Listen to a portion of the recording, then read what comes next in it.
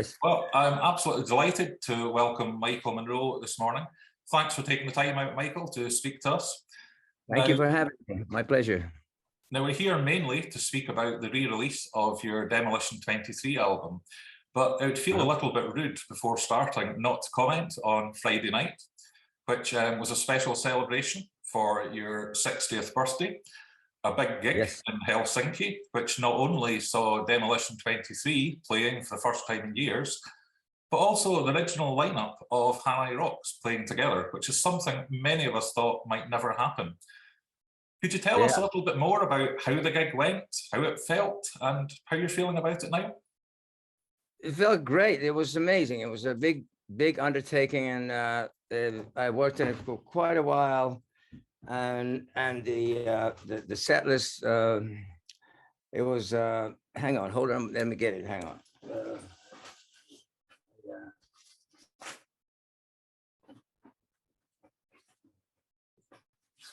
Yeah, I can't remember it. I mean, I was trying. It was altogether there was 37 songs, including Demolition and the original Hanoi lineup. I was planning when I heard that we were supposed to.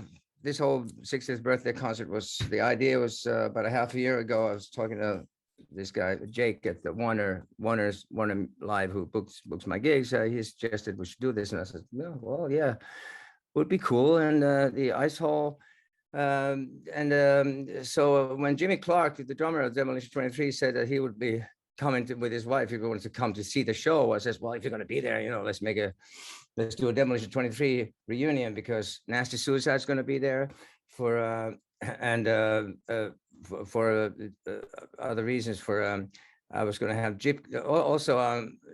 Sammy Alpha was going to be there. So then, why don't we do opening band Demolition 23? We'll have like a Demolition be like the support band, and then as it turned out with Hanoi Rocks, I was going to have Andy McCoy come and play a few songs of the new Hanoi, the Mark II from 2000. From the year 2000, started 2002, the rebirth of Hanoi, to play 3 songs of that. And then I figured, well, and it's going to be there. And then I was going to have Jip Casino come as well to play. I was going to have him play on the song Jimmy Brown, which was written by Casino Steele, who actually, Jip Casino got his name from Casino Steele because he was such a big fan. But then I thought it would be fun. It would be a cool story to have Jip play drums and me and Casino sing the song Jimmy Brown. But then, as it turned out, I figured, hey, everybody from the original lineup of Hanoi was going to be there. How about if we do some as a special surprise? Have the original lineup as Hanoi play a few songs in the end, and everybody agreed, including Andy and Sammy and Nasty and Jip. And I was going to have it as a surprise, but then Sammy Alpha says, Michael, are you sure you want to keep it as a surprise? Because if people are going to find out afterwards that this happened, they're going to be probably pissed off, And I said, you're absolutely right. We have to announce it. So we had this press conference, and we told people that the end of the birthday concert will be the original Hanoi lineup will do a few songs, and we played 9 songs actually in the end. So Demolition 23 opening up. It was already more than half sold, the gig, but after the Hanoi news the next day in the early afternoon, the next day it was sold out, and so 8,000 people. It was a nice amount. And Demolition 23 played Nothing's All Right, Not Dysfunctional, Endangered Species, You Crucified Me, and Hammersmith Palais. It was a great warm-up band. And then we played some stuff from my current band came up, and with this keyboard player, Lenny Kaletaipale, he's the best keyboard player in the world. He came to play also, and we did, She's No Angel, Nights Are So Long, Shakedown, All Night with the Lights On. Those songs I normally don't do live, with my current band. And then Man with No Eyes, Not Faking It. And then I did Telephone Bills All Mine, which is on my What You Want album with Dave Lindholm, this Finnish guitarist, who's one of the greatest, was one of my heroes. A legend in Finland. He came to play the lead guitar. And then the new Hanoi Rocks came with Andy and Laku Timpan Costello, the lineup that was on the 12 Shots on the Rocks album. We played 3 songs from that record: Obscured, People Like Me, and A Day Late, A Dollar Short. Then there was an intermission for half an hour, and then we continued in acoustic set. I played the Dead Time Stories that I wrote for Steve Vaders, and then Fallen Star, the Hanoi from the last song of Oriental Beat, which has never ever been performed live since it was recorded. So I sang that, and then a Finnish song by this Finnish artist Jenni Vartiainen. It was like a pop star, a Finnish pop singer. It was one of the biggest and probably the classiest pop singers in Finland. She has this great song in Finnish that I did on my 50th birthday with her, as singing harmonies and stuff. So we sang that as a duet. And then I brought up my electric band, my current band, with all the 3 guitar changes, including Ginger Wildheart. First, we played 3 songs of Sensory Overdrive, 78 Trick of the Wrist, and Got Blood. Then Dragan came on to replace Ginger to play Ballad of the Lower East Side, Stained Glass Heart, and Horns and Halos from the Horns and Halos album. And then Rich Jones, of course, came to play Old Kings Road, I Live Too Fast to Die Young, for the latest album, and Last Train to Tokyo. And then all 4 guitarists, including Steve Conte, Ginger, Dragan, Steve, and Rich, came on, and we played Day Jello Rock and Roll, which was really great. It was a great highlight too. And then after that, the original Hanoi Rocks, we came on, we played Tragedy, 11th Street Kids, Oriental Beat, Boulevard of Broken Dreams, Don't You Ever Leave Me, Motivating, Malibu Beach, A Million Miles Away, and then the encore Hanoi Rocks, the original lineup, and all the guests came up and we did Up Around the Bend in the end. And it was a great thing altogether. Only thing I was a million miles away. I mean, a lot of things could have gone wrong, and I'm happy that it didn't. It went really well.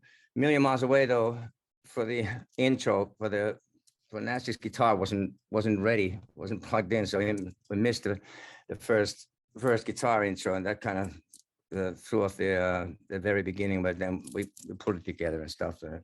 So it might have seemed like it was Andy's mistake or something, but it wasn't. It was just Nasty's guitar wasn't ready on time to do the first round of guitar. So that's what happened in the beginning. It might have sounded like a mistake, but it was just it was for technical reasons. But then we put it together and it came out nice, and the emotion of the feeling was amazing. I mean, the crowd had such a warm feeling of love and appreciation, and everybody had a great time, and it was a real success, I must say. Even though Mercury is retrograde, it's the only thing I pay attention to in astrology, and is still everything went really well. I feel really great about it. It was a lot of singing, 37 songs. My voice held up good, and we've been rehearsing 4 days, the whole week. We had rehearsals every day, and I did the sound check. I mean, Ginger said to me, sorry. Ginger said, "Are you crazy, Michael? Are you singing? You'll be singing all day, 4 days in a row, and then you're now you're like, you're saying no sound check even, and you're going to do 37 songs? Are you crazy?" Said, "Nah, I'll be all right. I'll be all right." And I was all right. So it was great. Songs is, mammoth by anyone's standard. So very well done on that. I saw the finale Up Around the Bend. I think it's 7 guitarists on stage at one time. Yeah, but I don't think all of them were not plugged in. It was like, yeah, I thought it's gonna be a mess. I mean, even 4 guitars and Dead Jello Rock and Roll, that was still okay. But Up Around the Bend, I said, wow, probably can't have all of them play. Or if they were plugged in, I think that our mixing guy did an amazing job though. Becca, he had his hands full, but yeah, I don't think all of them were at least they weren't in a PA. So are there any plans to release the gig as a DVD or a CD? Well, it was documented. I'm not even sure if it was recorded on a multi-track tape. I forgot to find out, but well, it was filmed for my documentary movie anyways. At least part of it will be part of my documentary movie that's coming out in it's going to be finished by the end of this year, and it'll premiere on at the end of January in movie theaters in Finland, and then it'll be out in the end of January. We've been working on it for a couple of years, and it's going to be really special. And actually, coming to New York, I'm going to New York for a couple of days on Sunday to interview Ian Hunter and Little Steven, and there's been some great moments, and even this thing that came together during the making of that documentary, it's quite amazing. I mean, they interviewed Andy McCoy for it, and then I hadn't seen Andy for 12 years, since we put the rebirth of Hanoi to bed in 2009. So I went to the studio with him in February to finalize the mix of the Oriental Beat album. I don't know if you heard, we found the original tape, we thought to be lost. Yeah, so I saw him then, and after the interview, he called me, and we kind of, we've been talking and stuff, but we haven't seen each other. So maybe partly because of this making of this documentary movie, it had its share to do with us getting together and putting, and even this Hanoi thing. It was fun and interesting to see. This was the only time, the right time and the right place and the right way to do this Hanoi reunion. It was because it was fun and interesting for us to see, and not for the money or anything like that. It's just to be this concert had all the ingredients, every time and period of my solo career. Everything was presented in a nice way. In this one, the old solo stuff, Demolition 23, new Hanoi Rocks, the original Hanoi Rocks, and my current band in a nice way. So it really was a great entirety. So I feel real good about it. And since Friday, obviously, a lot of fans have been watching online and asking, are you going to repeat? Is it going to be a Hanoi Rocks tour? Is that on the cards, or is it just still a one-off? No, it's just a one-off thing. That's the whole thing. We're not going to go on tour with this. No. That was, like I said, this was the only right place to do it, and the right time, in the right way. I'm not going to go on tour. It's too special to go on tour for, really. It's just a one-time occasion. There's no plans for anything else, really. Okay, now the main reason for speaking to today was about Demolition 23. Yeah. Obviously, the album was first released back in 1994. And understand it's been remastered. Yep, that's it there. And it's going to be re-released by Wicked Cool Records in New York next month. Yeah. Now, I have to say that as much as I love Hanoi Rocks, to me, the Demolition 23 album is special. I actually prefer it. I think it's punkier, it's rawer, but I think also it combines your style with another artist that I really respected, and that's Little Steven, or Stevie Van Zandt, I should know. Could you tell us about how Demolition 23 came to be and how you hooked up with Little Steven in the first place? Okay. Well, Little Steven was, I was, first of all, in 1985, or was it already 84, when I was hanging with, Steve Baders, a dear friend. And at the, when Hanoi Rocks was breaking up in, after Russell died in 84, in the beginning of 85, I was taking care of Steve's cats, Ziggy, and then we ended up deciding that I'll move in. When Steve was on the road, I was taking care of his cat. So then eventually we moved in together in the spring of 85. I moved into Steve's flat. He was actually the only friend I had at the time, and Hanoi was breaking up, and Sammy Affat left, and I knew that the band was not going to continue. But then I was a big fan of Little Steven since his Voice of America album. That record was big for me, and as well as Steve's Lost of a New Church. The lyrics telling the truth, and really great. Like the lyrics especially made you really touched you and moved you, and that's what I thought. And I didn't know what I was going to do. I just wanted to end the Hanoi Rocks as it was and not have it continue and be something that it wasn't. Because people that were going to replace Razzle and Sammy weren't it wasn't the right thing at all. That I didn't want the world to get to know Hanoi as it was not. The original Hanoi was really special. We were like a family and the street gang, and I didn't want it to become something like just for the money to continue. So I thought there should be at least one band that wouldn't do anything for money, So I wanted to maintain the integrity of Hanoi. No plans whatsoever. But Steve Baders was the one that says, Michael, you should start a solo career. And he says, really? And I don't really write much. Well, I used to. I just let Andy write all the stuff in Hanoi because he always said, oh, he has a better song. And I just kind of gave up on that. And then Steve said, yeah, sure, you can write. And then, oh, yeah, actually, yeah, I had some ideas. And then we started checking out some songs, and he encouraged me to go on. He says, what are you going to be, Mike or Michael? Oh, Michael. I was Michael on the first Hanoi Rocks album. Michael is better. Michael Monroe is a good name. He says, yeah, I agree. And I said, okay. And he started talking about what kind of outfits I should wear. And he like, as a solo artist. And I said, yeah, okay, well, why not? Yeah. And I started, he encouraged me to start my solo career. And then Little Steven, Steve had run into Little Steven. He had run into Steven at I think it was the Ritz. They played with the Lords in New York, the Ritz Club, I think. And Little Steven had showed up and said that he wanted to produce them. So Steven came over to Steve's flat, and I was like, "Wow, these are the two coolest people, the only people I need to know right at the moment." Those are my only friends. Steven had never heard of Hanoi Rocks. So Steve showed him some videos, I think Boulevard of Broken Dreams and stuff. And Steve was like, wow, what is this band? It's amazing. He loved the band. And I told him the sad stories that the drummer died and we're breaking up and all that. And then Steven said, he wanted to help me with my solo career. And we made some demos and three demos of the songs, She's No Angel, the Heavy Metal Kids song cover that I covered. And I Want to Be With You, the Raspberries, and which we rewrote the lyrics with Steve to kind of reflect my beginning of my solo career. And It's a Lie, the ballad that was written by Jimmy Zero, the Dead Boss guitarist. And Steven came to the studio and sang some backing vocals and played some 12-string acoustic on those songs. And then he was making the Sun City project then at the time, the Artists United Against Apartheid, and had me and Steve sing backing vocals on that.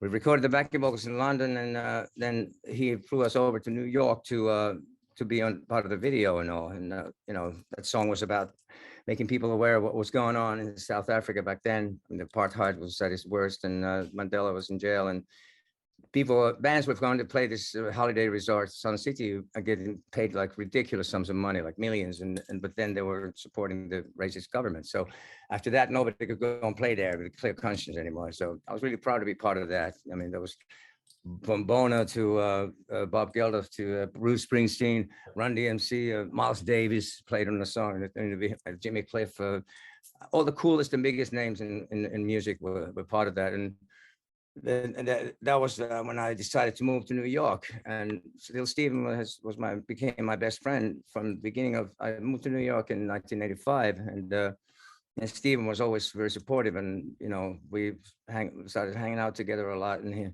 he helped me out when I had done my first solo album. I recorded the Nights Are So Long album in '87, but then in '89, the Not Faking It album, Little Steven wrote a song for me called While You Were Looking at Me for the record. And we wrote Dead Yellow Rock and Roll. We wrote together. Me and I had been working on it with Nasty Suicide at first, and then sat down with Little Steven, and that was actually when he became Dead Yellow Rock and Roll. Originally it was Dead or in Jail. It was because I was living across the street from the New York City Hells Angels, and I was friends with them, and they I had this press clipping of the picture of them guys hanging outside the clubhouse, and my friend Eddie came over and said, "Oh yeah, he's dead. He's got 5 years, and he's got 10 years." And it was like, well, dead or in jail, And then he became kind of Steven said, "How about Dead Jail and Rock and Roll?" There you go. That's an anthem now. So we worked together, and Steven was really supportive of me in my solo career. And then we always wanted to make a record together, and I was signed to Polygram Records worldwide for the Not Faking It album. And the next album I was going to make, then got a call from this guy, Steve Stevens, who wanted to be my guitarist. He thought that he was, the right guy for me. He had heard the song All Night with the Lights On and felt that solo had some effect with, because Michael Frondelli, who produced the record, was the engineer for the Rebel Yell Billy Idol record. And I think maybe he used some effect on the guitar solo that Steve had, but he was like, yeah, that was like my solo, even though Phil Grandy played the guitar and Not Faking It. God rest his soul. He was amazing. So then Stevens approached me. I thought, well, he looked the part, and he was playing kind of rock and roll and stuff. But then I wanted to have Little Steven produce that record after we'd been making demos for about a year with Steve Stevens. Then the record company didn't agree. They said they would not have Little Steven produce it. I was like, what happened to artistic control? No, they would not have him. And they suggested this metal producer, Michael Wagner, to produce it, because he was like the flavor of the month. He'd done some stuff, at the time that was popular, like Ozzy Osbourne, No More Tears album, and some Skid Row records and stuff that were happening at the time. So they wanted insisted on him being the producer, and Steve was going, yeah, well, he should be good. Biggest mistake of one of the biggest mistakes of my life to agree on that, because with all due respect, it was the wrong combination. If Little Steven had produced that record, it would have been good, but it turned into a nightmare. It was like, we ended up doing guitars for like 6 months of guitar hell in LA, where I didn't want to even record. And it ended up in the end of the old, I tried to stop it, but my manager at the time did not support me, and record company didn't support me in my decision to stop it when we were about, it was my deal, originally my contract with Polygram Records, and it was about over 300,000 already before we even went to LA, and the budget went up to like 700,000 in the end of it all. And I already owed him I ended up owing the record company $1 million at the end of it all, and I just had to get dropped. And in the end of it all, when Steve and Michael Wagner, I thought they had so eye to eye. I was hoping maybe they don't know something I don't know. But in the end, at the mixing period, Steve Stevens come up to me saying, "Hey man, Wagner was mixing it all wrong." I said, "Wait a minute, I thought you guys knew something I don't know. Now you're saying you had a falling out with him? No. If you want to save this record, we got to start from scratch, start it over." And he says, "Okay, yeah, let's do that." Oh yeah, okay. So we went back to New York, and we were supposed to start over. Then Steve disappeared and went off to work with someone else, and I was left with a bag of crap, in my hands. And so in the end, I had to get dropped from the label because I owed them $1 million. I was never going to see any money from anything. So it took me about a year until they dropped me. And then when I finally got dropped, I called little Steve, and I said, "Steven, I'm free. I know we can make the record that I always wanted to make with you." And he says, "Michael, isn't it great? One day you owe them $1 million, and the next day you don't." Yeah, you're right. Except it took me a year though. However, now we got this band. We started rehearsing with little Steven on guitar, Sammy Alpha on bass. Sammy had, come to New York, he was working with me. And we looked for drummers, and we found Jimmy Clark on drums. First with Rat Scabies was one of the first guy we tried. Though he came over, I was talking to him on the phone, and he said, "What are you doing, Precious?" He called me Precious. Probably because I had a badge once that said, "Fuck off. I'm too precious. Fuck off." So he called me Precious and says, "How are you doing? What's going on?" I says, "Well, I'm looking for a drummer for my band." "I'll be over tomorrow." So he came over. He flew over to New York, and we had a great time playing. I still have a couple of audio cassettes of recording, jamming, some MC5, Stooges, and stuff like that. With little Steven on guitar, Sammy Alpha on bass, Rat Scabies on drums, and me singing. And about a week into it, Rat was the first one to say, "We've had a great time, but let's face it, we're not going to end up in a band together." I said, "Yeah, you're right. It wasn't." I could see Rat playing with the Damned. Is that like the Damned is like really just his bag. But we had a great time. And after that, I think Rat stayed at Sammy's house for a month or two. He was sleeping on his couch. I was like, "So what are we doing today, Yuffa?"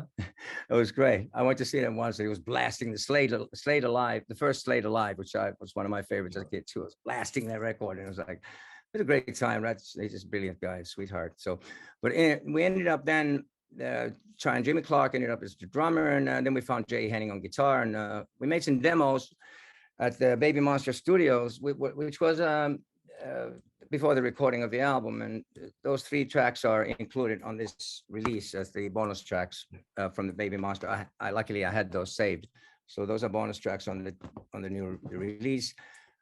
The greatest time I ever had recording an album. Little Steven producing, I trusted him impeccably, and he was great.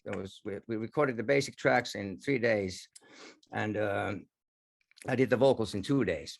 And it was cool because Steven said, "Okay, I did 1 take." He says, "Okay, 1 more." "All right, do the 2nd take." He says, "Okay, that's it. We're good. Next one."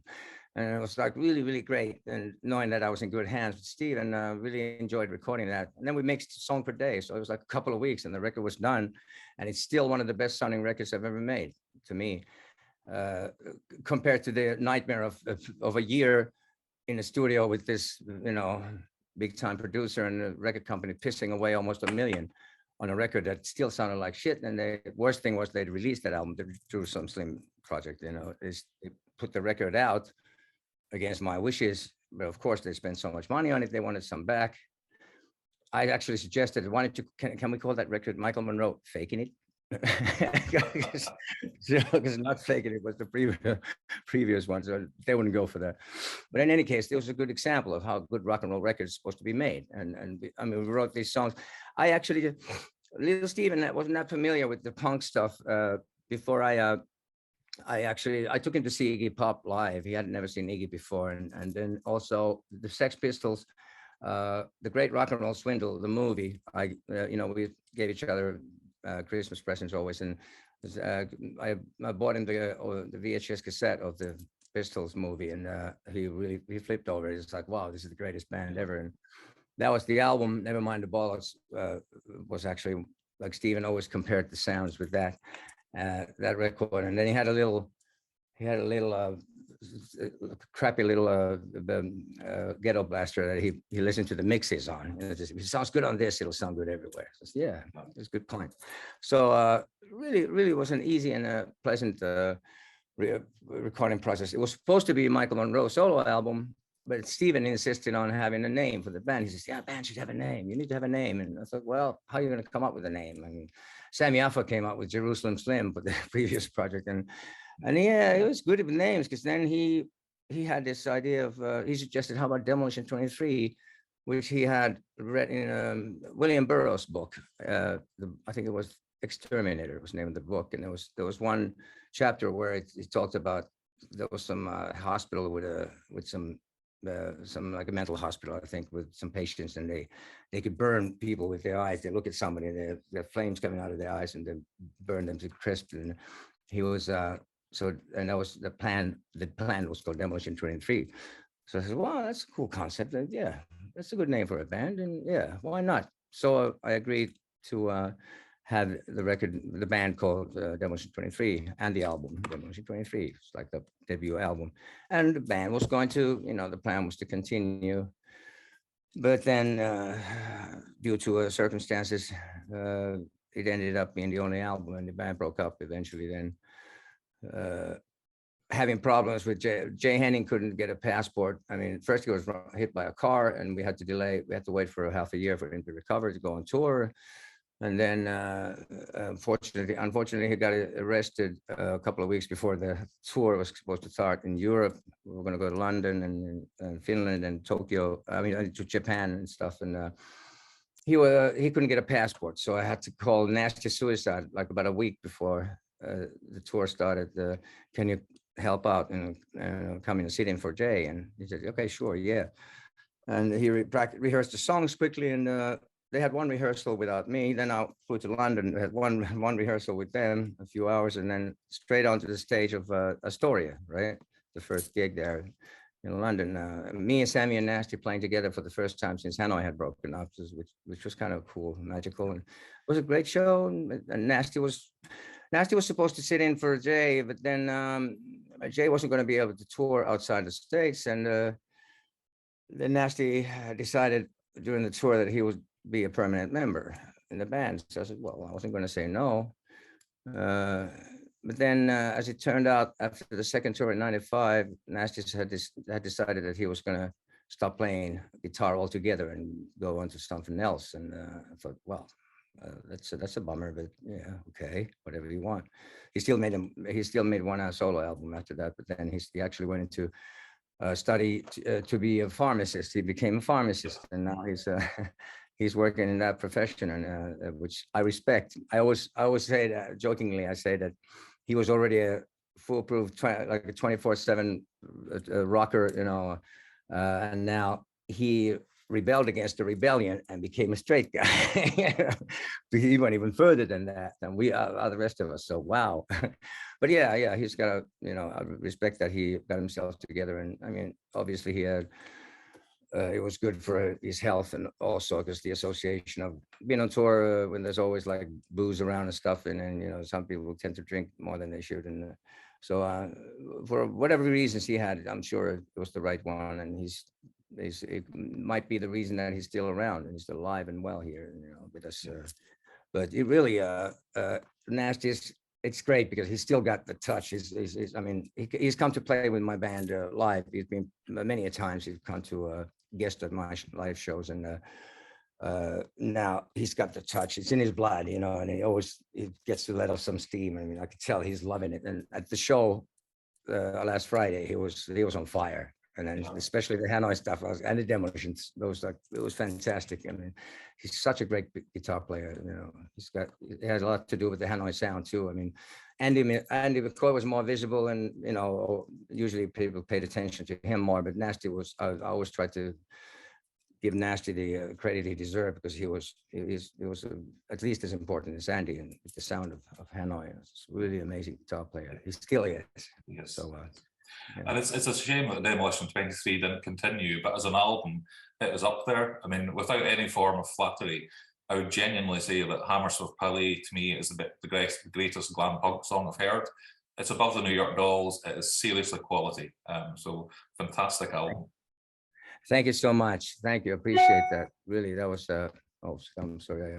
No trouble at all. Now, I'm afraid time's running out in this video interview. We've only got 8 or 9 minutes left, Michael. Clearly, in terms of, you've obviously been busy with the Michael Monroe Band in the last few years. You've had 5 albums. I've been lucky to see you live quite a few times. What's next for you musically? But musically, we just put out a new album, I Live Too Fast to Die Young, that came out on June 10th. So we're going to be touring on that. Right now, it's a bit of a break from that, but we're supposed to come and play in the UK, opening up for the Black Star Riders. Yep. With Phil Campbell and the Bastard Sons in February, and then we'll keep touring this record. Hopefully go to Japan too soon, and so be touring on this album. I Live Too Fast to Die Young for a year or so, and then keep going with this band. You know, my current band is so brilliant: Sammy Alpha, Carl Rockfiend, Steve Conte, and Rich Jones. I love this band, and it's the best band I could hope for. So I'm quite happy doing this, and great players, great songwriters, and we have a great thing happening. So I'm just going to keep doing what I'm doing and try to get better at it, which I always do. And that keeps me hungry, keeps me trying. So and beyond music, and I understand you've been a judge on the Finnish version of The Voice. Are you still doing that? Oh yeah, no, I haven't done that for a while. I was there for the first 6 seasons. And when it started, because at first I said no, but then the musical director of the show, he's a good friend, and he called me and said, you might want to reconsider that. This is because I don't like the you know, the kind of other competitions where people like who can't even sing themselves tell young kids that you can't sing, don't quit your day job. It's like obnoxious to me, but this show is more like, you know, supportive, constructive criticism and feedback to these singers, and you know, in a kind way. You know, you can give constructive criticism and not like tell them that, you know, you suck. Just say, you know, what you could get better at. And I figured, okay, I'll give it a shot, and I really enjoyed doing it because I could present a lot of rock and roll. It was a lot of rock in that show because of me presenting bands like Cheap Trick. Nobody knows in Finland. So all those seasons I had like 4 Cheap Trick songs. I never forced my singers to sing anything. I just suggested, and there's so much music that people don't hear these days because the playlists are so limited. So it was great pleasure. We had like even Rose Tattoo, Rock and Roll Outlaw. I had Nazareth Razzmanazz and stuff like that, you know, on the show. And I enjoyed doing it until then when the coaches, we were not judges, coaches. That was the other key thing. So the coaches changed in the 6th season. The chemistry wasn't that great, so I stopped doing it. However, there was a All Stars voice a couple of years ago, which I was part of. It was like a condensed version of it, which had all singers from all seasons. Great quality. I was part of that. My singer Andrea Brosio, who's an Italian guy, he actually won. And then there was a Voice Senior about a year ago. It was just last spring, which had, you know, over 60 singers, and that was fun too. It was nice to support these older people. Have stories, and their faces tell stories. It was fun. So that was. I haven't been part of that since then, and you know, I'm not doing that anymore. So I'm just concentrating on music. I wrote a children's book, which is a cute little project because the COVID times, I had more time on my hands. So it's a story about me and my cuddly toy as a kid. And you never know, maybe there's a part 2 someday, but that was a fun project too. So, but mainly, yeah, just keep on singing and doing what I'm doing. And I hope to see you down the road very soon, at the latest in February, I think. in the UK. And the release date for Demolition 23, I think, is October the 14th. Is that right? Yeah, I think it was 14th or 16th. Yeah, is it October now? Starting soon. Sunday, right? Yeah, October 14th or 16th. Yeah, that's the release date for it. There's a cool new cover we had with Rich Jones. I dug out some old photos, and then there's a poster. It's a gatefold sleeve and a poster too. Wasn't there? Yeah, a cool little poster. I dug out some old photos and everything, and yeah, here we go. Here we are. It's a poster. Yeah, it's cool to have the. I like physical product. I still listen to CDs, and albums look great. It's not like in the internet you don't see even what you're listening to. So, but yeah, and this album was remastered as well. It sounds even better than before. It's kicking ass, right? The drums, and got even more beef. So and certainly I received a review copy, and it's a bigger, fuller sound. It's sounding really good. It is, right? Cool. It is. Thank you so much. Okay, it's been an absolute pleasure speaking to you, Michael. I could have spoken to you all day. Sorry about the time running out for the interview. Same here, mate. Thank you so much. It was great talking to you. Bye. Thank you.